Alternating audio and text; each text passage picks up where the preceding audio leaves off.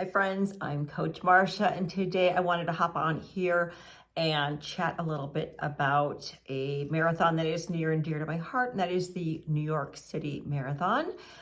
It is coming up, and I wanted to share a little bit of some training tips and some logistics that will help hopefully enhance your day and your performance. So first of all, New York City was my third of the World Marathon Majors. I finished all six back in 2019. Chicago was my first back in 2007, and then I ran it again in 2010. For me, it was the most difficult domestic, meaning of the American major marathons, it was the most difficult to get into. But back when I ran New York City, which was 2014, there's the medal right there. It was 2014. I had gotten into the lottery for 3 previous years. And back then they had a grandfather clause, which they no longer do, so if you got 3 denials, you were automatically had entry that 4th year.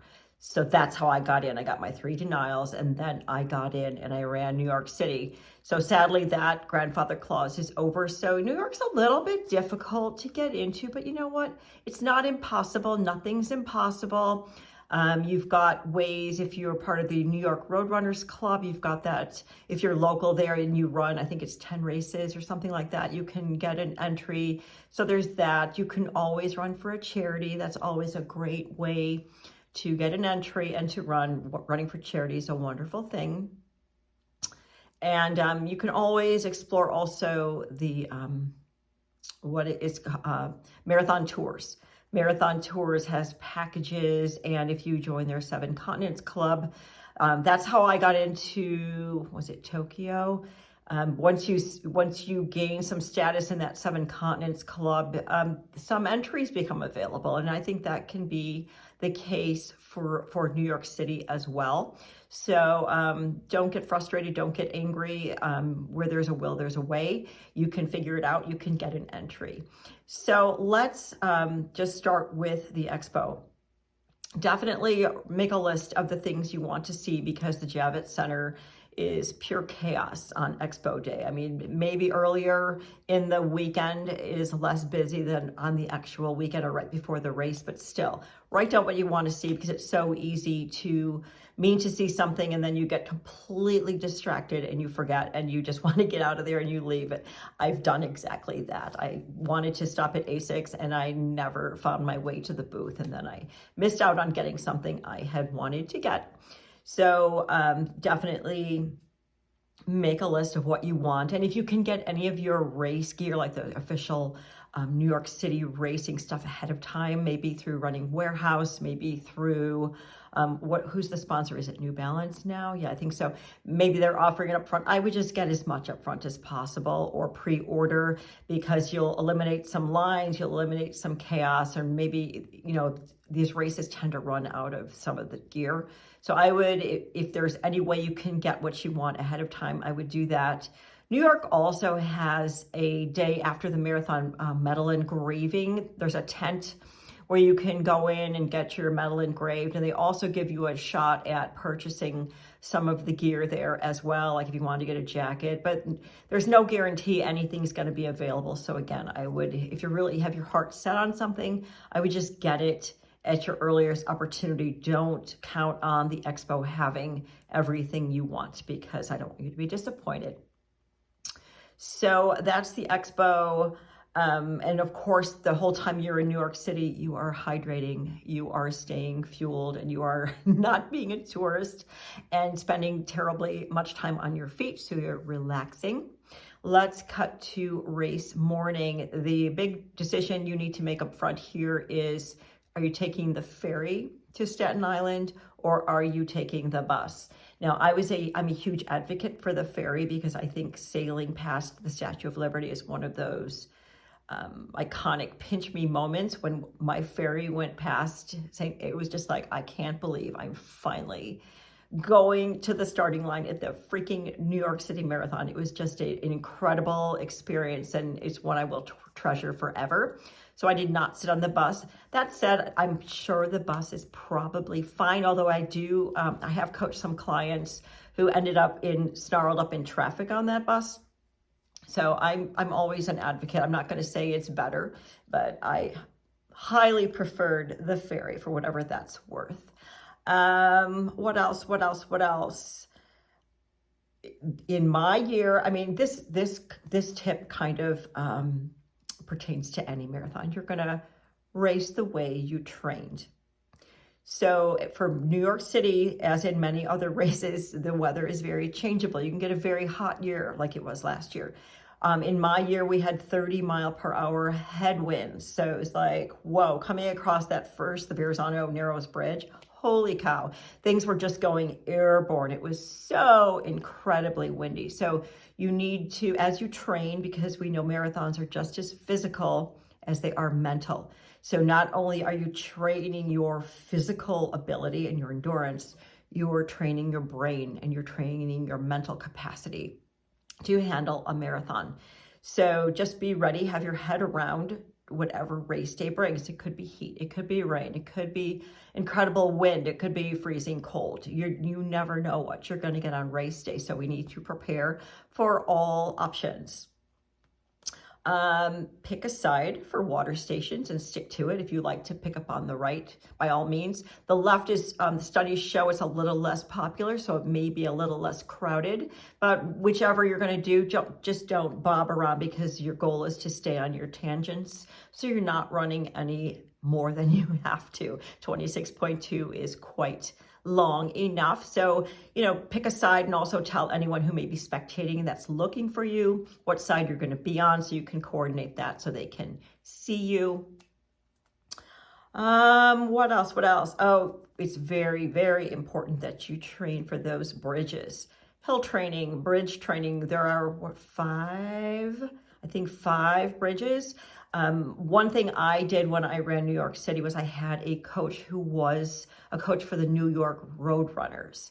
And he gave me a plan that was specifically for New York City, which included training for those bridges. Now, strong runners run strong. So you're going to want to do hill training, and you're going to practice running up and down, because what goes up those bridges must come down, and your running form on the downhill is equally important. You don't want to break your speed. You want to learn how to flow up and then flow down. So hill training, bridge training, and you want to do some strength training too. And a good coach will take into account all of that, because you've got a lot of bridges, and they will wear on you physically, and they will wear on you mentally. By the time you get to like the Willis Street Bridge, yeah, you find your mental game kind of getting frazzled and falling apart, and you really need to hold it together. So yeah, New York, I would say, there are a lot of twists and turns. So we talked about tangents, but just be ready for all of those bridges. And of course, you're taking in the sights and sounds of New York City, because it is one of the greats. You're going through all of the boroughs. You can notice the changes in culture and spectators and sights, sounds, smells. It's a really, really wonderful race with a lot to enjoy and take in as a runner. It is truly the best tour of New York City that you are ever going to get. So definitely enjoy that. And then later in the race, you will enter Central Park. Now, I found myself in Central Park when you get in there around 20-ish, 21, 2. I found myself pretty hangry, pretty stabby. And I do specifically remember people would cross the path in front of me, like spectators would hurry across in front of me. They would dart through the marathon, and that would really tick me off, because at that point, you're so depleted. You just want to be done. And know that Central Park is rolling, so it's a little hilly, and anything in the last 10K is going to feel magnified. So it just feels harder than it actually is, because you're depleted and you're tired. And then also mentally be prepared for that Fifth Avenue, because it's a gentle incline, but boy, oh boy, does that wear on you. So if you mentally have your head around those things, that Central Park is probably going to take you off. It's going to feel hard, because it is. And that Fifth Avenue incline is just a little stinker. But once you come to, is it Columbus Circle where the big globe is, and you make that final turn, it is all worth it. Enjoy that final stretch for the finish, so you can make a nice strong finish there. One of the other choices you made probably long before race day is if you're going to gear check or you're going to do poncho. And I highly recommend, because I did this and it worked great. I did the poncho. So what I did is it was really cold. It was in the 30s the year I ran in 2014. So I wore like a really big, heavy down coat. It was really old, that I chose to donate at the starting line before we walked up to the starting line. So I was nice and toasty warm. I just donated everything. I left it there at the starting line, and then I chose at the end of the race to get a poncho.